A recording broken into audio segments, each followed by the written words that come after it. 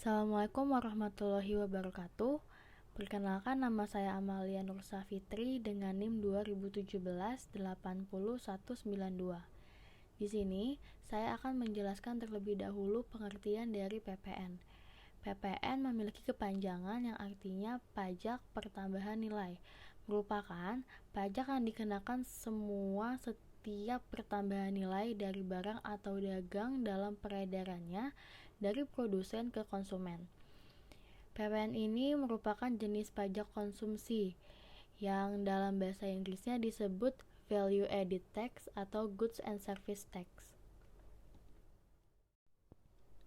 Selanjutnya, saya akan menjelaskan terkait karakteristik dari PPN. Poin pertama merupakan pajak tidak langsung. Artinya, beban pajak dialihkan kepada pihak lain. Jadi, pihak yang mengkonsumsi barang atau jasa yang menjadi objek pajak. Selain itu, tanggung jawab penyetor pajaknya tidak berada di pihak yang memikul beban pajak. Lalu poin kedua adalah merupakan pungutan yang bersifat objektif. Jadi, kewajiban untuk membayar PPN ditentukan oleh objek pajak. Walaupun pihak tersebut memenuhi subjek pajaknya, ketika dia tidak memenuhi objek pajak, maka dia tidak perlu membayar PPN. Tapi, ketika dia memenuhi objek pajaknya, maka dia harus membayar PPN-nya. Lalu yang ketiga adalah multi-stage tax, artinya PPN dikenakan pada seluruh rantai produksi. Rantai produksi itu dari produsen, distributor, dealer atau agen, sampai ke end user. Jadi di setiap rantai produksi dan distribusi, setiap barang yang menjadi objek PPN mulai dari pabrik sampai yang paling kecil atau end user, semuanya dikenakan PPN. Lalu poin selanjutnya adalah dihitung dengan metode indirect subtraction. Artinya, pajak yang dipungut PKP penjual tidak langsung disetorkan ke kas negara. PPN terutang yang harus dibayarkan ke kas negara merupakan hasil perhitungan mengurangkan PPN yang dibayar kepada PKP lain yang dinamakan pajak masukan dengan PPN yang dipungut dari pembeli yang dinamakan pajak keluaran. Lalu selanjutnya adalah merupakan pajak atas konsumsi umum dalam negeri. Maksudnya, PPN hanya dikenakan pada konsumsi BKP atau JKP yang dilakukan di dalam negeri. Oleh karena itu, komoditas impor juga dikenakan PPN dengan besaran sama dengan komoditas lokal. Lalu yang selanjutnya adalah bersifat netral.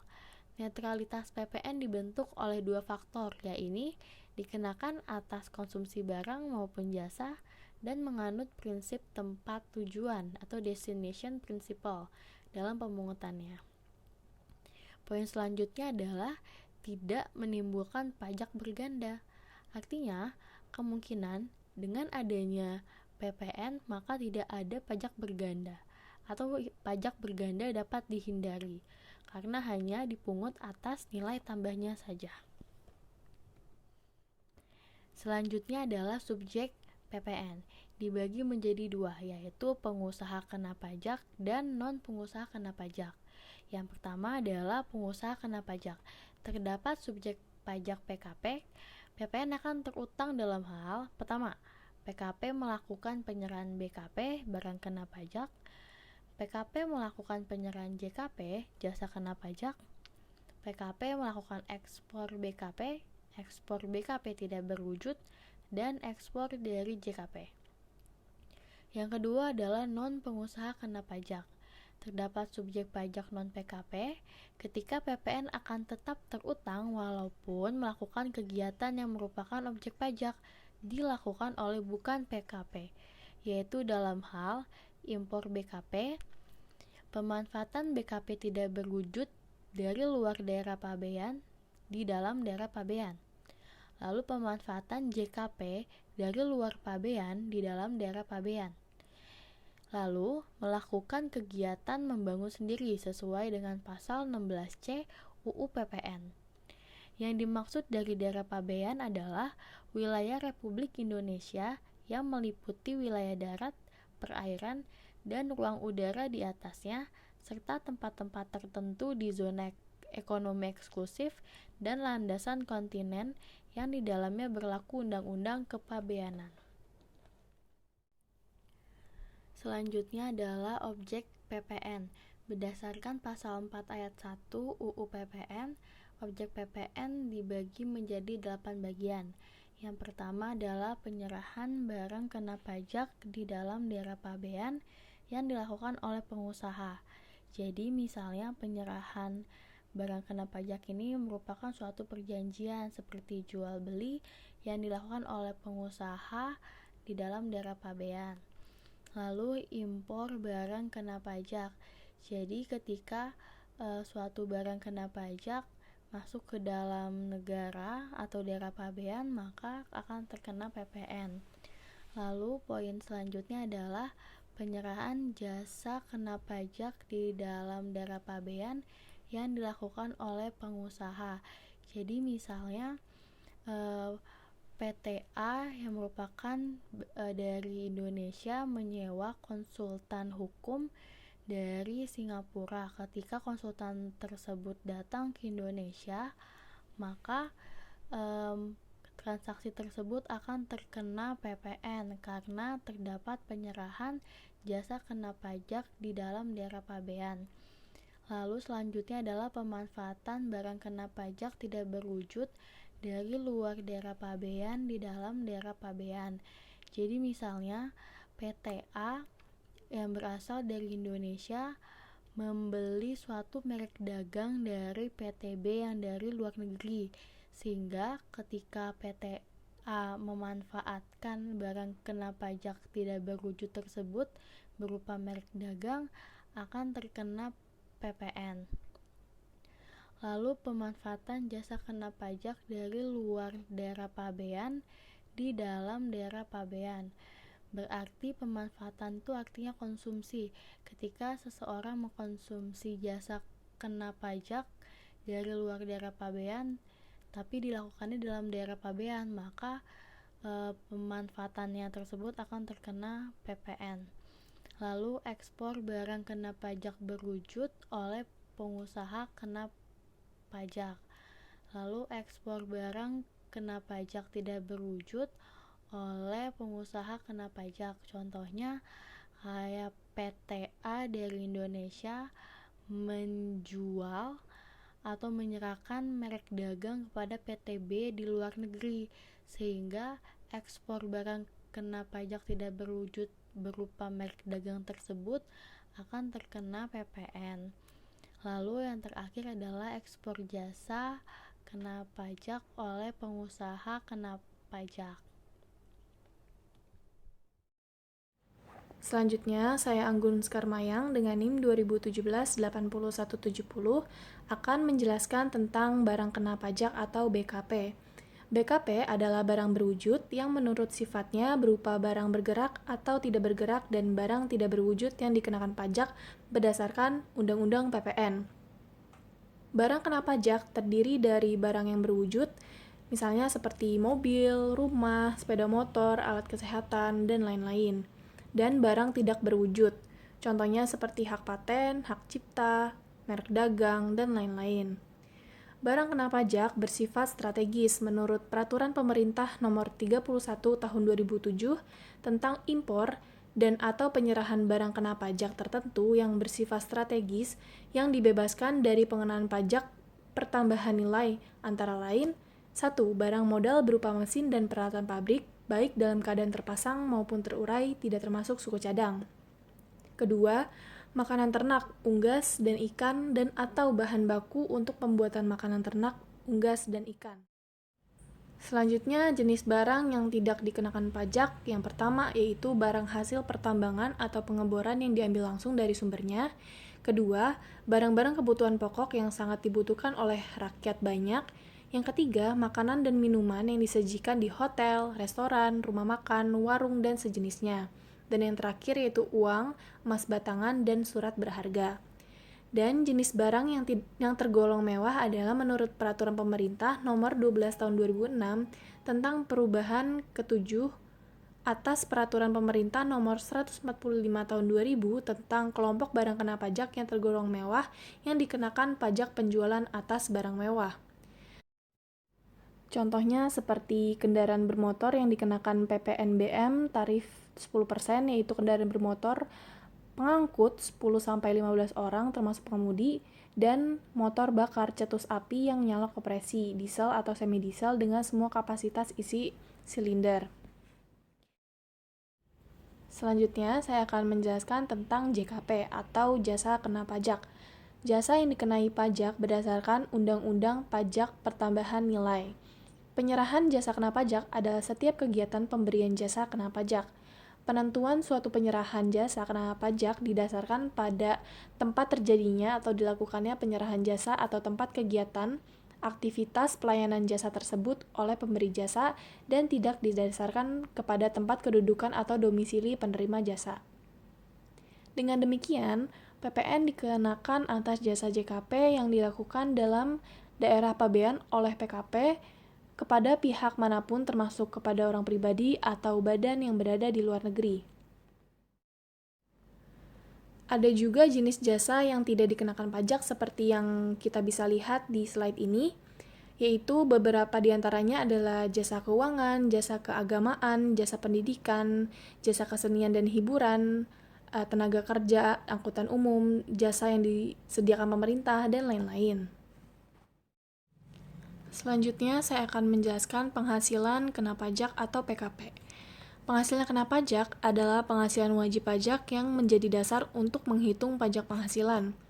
Pendapatan kena pajak diatur dalam Pasal 6 Undang-Undang Nomor 7 Tahun 1983 tentang pajak penghasilan sebagaimana telah diubah terakhir dengan Undang-Undang Nomor 36 Tahun 2008 tentang perubahan keempat atas Undang-Undang Nomor 7 Tahun 1983 tentang pajak penghasilan. Penghasilan kena pajak didapat dengan menghitung penghasilan bruto dikurangi dengan biaya untuk mendapatkan, menagih, dan memelihara penghasilan. Apabila dalam menghitung penghasilan kena pajak, penghasilan bruto setelah dikurangkan dengan biaya untuk mendapatkan, menagih, dan memelihara penghasilan didapat kerugian, maka kerugian tersebut dikompensasikan mulai dengan penghasilan tahun pajak berikutnya sampai dengan berturut-turut 5 tahun. Slide terakhir yang akan saya jelaskan adalah ketentuan mengenai PKP. Ketentuan mengenai pajak penghasilan atau PPh di Indonesia diatur dalam Undang-Undang Nomor 36 Tahun 2008 tentang PPh. Salah satu poin yang diatur dalam UU Nomor 36 Tahun 2008, tepatnya pada Pasal 17 adalah tarif PPh atas penghasilan kena pajak. Penghasilan kena pajak didapat dengan menghitung penghasilan bruto dikurangi dengan biaya untuk mendapatkan, menagih, dan memelihara penghasilan. Apabila dalam menghitung penghasilan kena pajak ada kerugian, maka kerugian tersebut dikompensasikan mulai dengan penghasilan tahun pajak berikutnya sampai dengan 5 tahun berturut-turut. Perlu kita ketahui, tarif ini dibedakan menjadi dua jenis. Perbedaan itu ditentukan berdasarkan kepada siapa pajak dikenakan, yaitu yang pertama, tarif Pasal 17 untuk wajib pajak orang pribadi dalam negeri dan tarif Pasal 17 untuk wajib pajak badan dalam negeri beserta bentuk usaha. Saya Febriani Dwi Nurhalisa dengan NIM 2017-8164 ingin menjelaskan materi penyerahan barang kena pajak. Penyerahan barang kena pajak memiliki pengertian sebagaimana yang telah dijelaskan di dalam PPT ini, yaitu penyerahan hak atau hak atas barang kena pajak karena suatu perjanjian. Pengalian barang kena pajak oleh karena suatu perjanjian sewa beli dan atau perjanjian sewa guna usaha atau leasing. Penyerahan barang kena pajak kepada pedagang perantara atau melalui juru lelang. Pemakaian sendiri dan atau pemberian cuma-cuma atas barang kena pajak, dan seterusnya. Sementara itu, yang tidak termasuk dalam pengertian penyerahan barang kena pajak adalah penyerahan barang kena pajak kepada makelar sebagaimana dimaksud dalam Kitab Undang-Undang Hukum Dagang. Penyerahan barang kena pajak untuk jaminan utang piutang. Pengalian barang kena pajak dalam rangka penggabungan, peleburan, pemekaran, pemecahan, dan pengambil alihan usaha dengan syarat pihak yang melakukan pengalian dan yang menerima pengalian adalah pengusaha kena pajak. Nah, di sini ada tarif dan dasar pengenaan pajak. Dalam mengenakan pajak pertambahan nilai PPN, Indonesia menganut sistem tarif tunggal. Saat ini tarif yang berlaku sebesar 10%. Hal ini diatur dalam pasal 7 Undang-Undang Nomor 42 Tahun 2009 tentang perubahan ketiga atas Undang-Undang Nomor 8 Tahun 1983 tentang pajak pertambahan nilai barang dan jasa dan pajak penjualan atas barang mewah (UU PPN). Selain urusan tarif, Undang-Undang PPN juga mengatur mengenai dasar pengenaan pajak (DPP). Untuk PPN, DPP adalah jumlah harga jual, penggantian, nilai impor, nilai ekspor, atau nilai lain yang dipakai sebagai dasar untuk menghitung pajak yang terutang.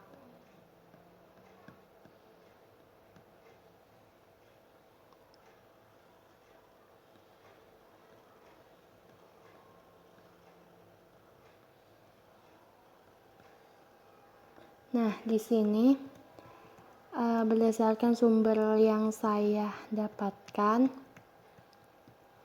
harga jual ini memiliki pengertian nilai berupa uang termasuk semua biaya yang diminta atau seharusnya diminta oleh penjual karena BKP. Tidak termasuk PPN yang dipungut oleh Undang-Undang PPN dan potongan harga yang dicantumkan dalam faktur pajak. Penggantian adalah nilai berupa uang termasuk semua biaya yang diminta atau seharusnya diminta oleh pengusaha karena penyerahan JKP. Ekspor JKP atau ekspor BKP tidak berwujud, tetapi tidak termasuk PPN yang dipungut menurut Undang-Undang PPN dan potongan harga yang dicantumkan dalam faktur pajak, atau nilai berupa uang yang dibayar atau seharusnya dibayar oleh penerima jasa karena pemanfaatan JKP dan atau oleh penerima manfaat BKP tidak berwujud.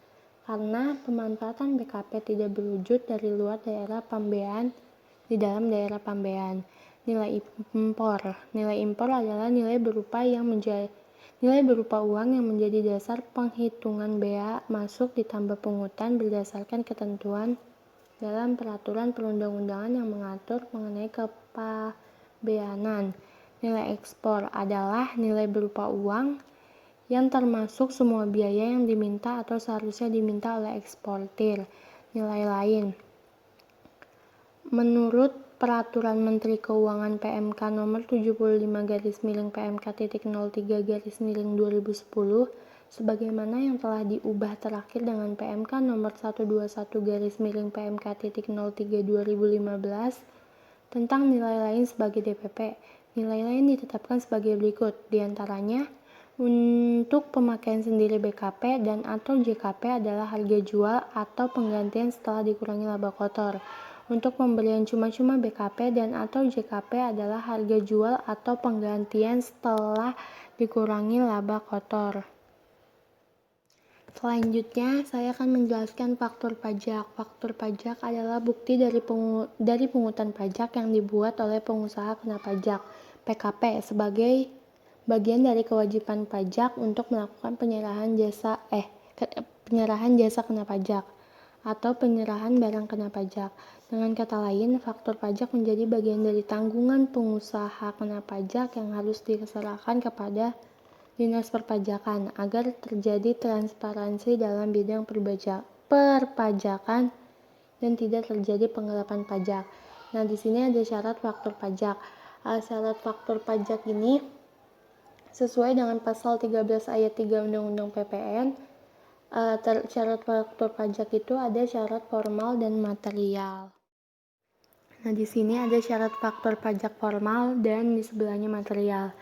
Syarat faktur pajak formal ini adalah faktur pajak harus mencantumkan keterangan tentang penyerahan barang kena pajak BKP dan jasa kena pajak JKP yang paling sedikit memuat keterangan berikut.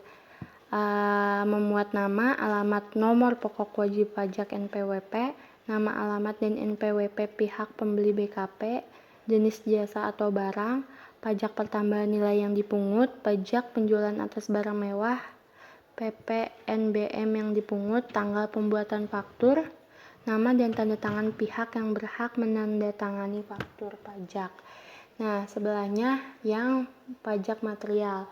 Berdasarkan pasal 13 ayat 3 pasal 13 ayat 9 Undang-Undang PPN, faktur pajak dianggap memenuhi persyaratan material apabila berisi keterangan sesungguhnya mengenai penyerahan BKP atau JKP, ekspor BKP berwujud, ekspor BKP tidak berwujud, ekspor JKP impor, BKP atau pemanfaatan JKP dan pemanfaatan BKP tidak berwujud dari luar daerah pabean di dalam daerah pabean. Nah, di sini ada terdapat contoh dari faktur pajak, yang mana di sini ada nama, alamat NPWP, terus barang yang nama barang kena pajak dan lain sebagainya. Hukum PPN. Pertama, UU Nomor 8 Tahun 1983 mengatur tentang daerah pabean, barang berwujud, dan BKP. Penyerahan BKP dalam peraturan tentang PPN ini adalah penyerahan BKP karena suatu perjanjian, pengalihan BKP karena suatu perjanjian sewa beli atau leasing, dan pengalihan hasil produksi dalam keadaan bergerak. Sedangkan yang dimaksud penyerahan JKP meliputi pemberian JKP yang dilakukan dalam lingkungan perusahaan atau untuk kepentingan sendiri. Tarif PPN ditetapkan sebesar 10% dan tarif atas ekspor BKP atau JKP sebesar 0% dengan ketentuan dapat diubah serendah-rendahnya menjadi 5% dan setinggi-tingginya 15%. Kedua, UU Nomor 11 Tahun 1994. Beberapa poin penting dari kebijakan ini adalah penjelasan PPN sebagai pajak tidak langsung yang dihitung oleh penjual tetapi dibayar oleh orang lain atau pembeli. Dasar hukum PPN ini menjelaskan adanya sistem multi-stage tax sebagai pajak yang dikenakan secara bertingkat pada rantai produksi dan distribusi. Setiap penyerahan barang yang menjadi objek PPN sejak dari pabrik, pedagang besar sampai pengecer dikenakan PPN. Peraturan ini juga mengatur mengenai indirect subtraction atau invoice method, yaitu cara menghitung pajak dengan metode tidak langsung terhadap pajak atas konsumsi dalam negeri sebagai pajak yang dikenakan secara definitif terhadap barang konsumsi di Indonesia. UU Nomor 11 Tahun 1994 juga membahas mengenai consumption type VAT sebagai pajak yang dipungut atas nilai tambah penerapan non-kumulatif tax, yaitu sistem pengenaan pajak pada barang atau jasa yang telah dikenakan terhadap barang atau jasa yang telah dikenakan pajak daerah. Penerapan tarif tunggal 10% diberlakukan untuk pungutan PPN dan pajak objektif sebagai pajak yang dikenakan atas barang atau jasa tanpa melihat orang atau badan yang melakukan transaksi. Yang ketiga, UU Nomor 18 Tahun 2000 merupakan perubahan kedua atas Undang-Undang Nomor 8 Tahun 1983 tentang pajak pertambahan nilai barang dan jasa dan pajak penjualan atas barang mewah. Sasaran yang ingin diwujudkan dari perubahan kedua UU PPN ini adalah menciptakan sistem perpajakan yang lebih adil, sederhana, dan memberikan kepastian hukum bagi masyarakat serta dapat mengamankan dan meningkatkan penerimaan negara. Yang keempat, UU Nomor 42 Tahun 2009 merupakan perubahan ketiga atas UU PPN Nomor 8 Tahun 1983 tentang pajak pertambahan nilai barang dan jasa dan pajak penjualan atas barang mewah. Peraturan ini merupakan dasar hukum terbaru yang mengatur tentang PPN. Tujuan dilakukannya perubahan ketiga UU PPN ini adalah untuk semakin meningkatkan kepastian hukum dan keadilan, menciptakan sistem perpajakan yang lebih sederhana, serta mengamankan penerimaan negara agar pembangunan nasional dapat dilaksanakan secara mandiri. Yang kelima, PMK nomor 197 PMK 03 2013 merupakan peraturan mengenai pemungutan, penyetoran, dan pelaporan PPN. yang juga mengatur PKP sebagai pihak yang wajib melaporkan pajaknya karena jumlah penjualan barang dan jasa yang sudah melebihi 4.800.000.000 rupiah. Pelaporan dilakukan pada akhir bulan berikutnya setelah jumlah penjualan berhasil melebihi 4.800.000.000 rupiah. Mekanisme PPN terdiri dari indirect subtraction method, direct subtraction method, self-imposition method. Indirect subtraction method merupakan penghitungan PPN terutang yang disetorkan negara dengan cara mengkreditkan pajak masukan. Artinya, sebagai PKP dapat mengkreditkan pajak masukan atas BKP dan JKP yang berbeda. Mekanisme perhitungan PPN menggunakan metode pengurangan secara tidak langsung. Yang kedua, direct subtraction method. Direct subtraction method, metode yang menggunakan bendaharawan pemerintah dan KPKN atau Kantor Perbendaharaan Kas Negara sebagai pemungut PPN atas transaksi yang menggunakan dana APBN atau APBD, diatur dalam pasal 16A tentang pemungut PPN. Yang ketiga, self-imposition method, yakni pemungutan PPN yang dilakukan sendiri oleh perusahaan ataupun orang pribadi yang melakukan usaha. Berikutnya ada gambar mengenai mekanisme pemungutan PPN indirect subtraction method. Keterangan mengenai gambar tersebut antara lain, setiap PKP yang menyerahkan BKB atau JKP diwajibkan membuat faktur pajak untuk memungut pajak yang terutang. Pajak yang dapat dipungut disebut pajak keluaran atau output tax. Pada saat suatu PKP membeli atau menerima BKP atau JKP dari PKP lain, maka PKP pembeli atau penerima membayar pajak yang terutang kepada negara lewat PKP penjual. Pajak yang dibayar disebut pajak masukan atau input tax. Pada akhir masa pajak, pajak masukan dapat dikreditkan terhadap pajak keluaran. Jika pajak keluaran lebih besar dari pajak masukan, berarti kurang bayar, harus dibayar ke kas negara paling lambat akhir bulan berikutnya sebelum SPT masa PPN disampaikan. Pajak masukan dalam PPN sendiri itu adalah pajak yang seharusnya dibayar oleh PKP atas pertama, perolehan barang kena pajak atau jasa kena pajak, lalu yang kedua pemanfaatan BKP atau JKP tidak terwujud dari luar daerah pabean, dan yang ketiga impor barang kena pajak telah dipungut oleh pengusaha kena pajak pada saat pembelian barang kena pajak atau jasa kena pajak dalam masa pajak tertentu.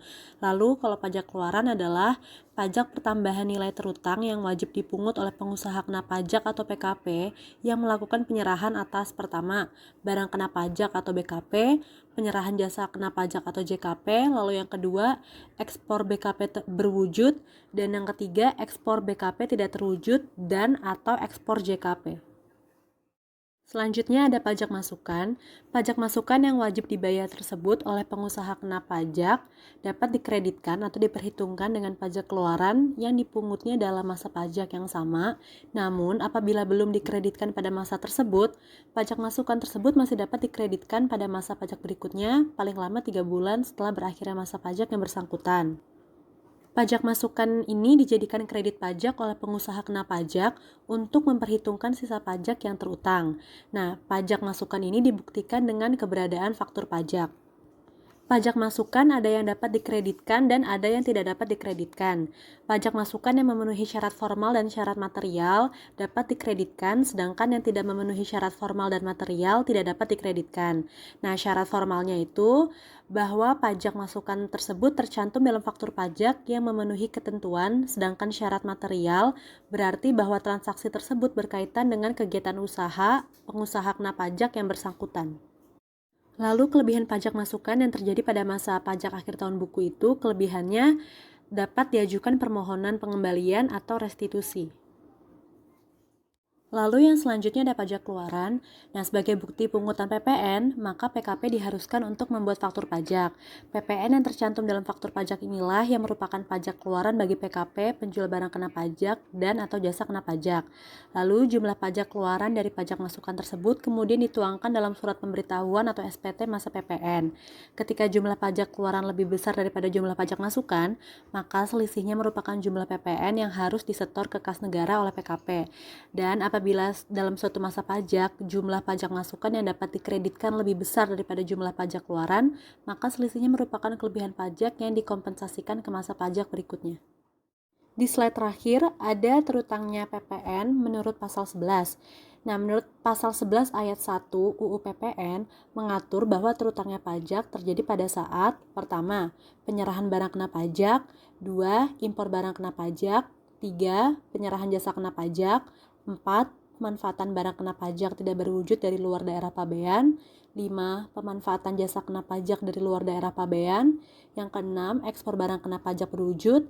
7. Ekspor barang kena pajak tidak berwujud. Atau yang kedelapan, ekspor jasa kena pajak.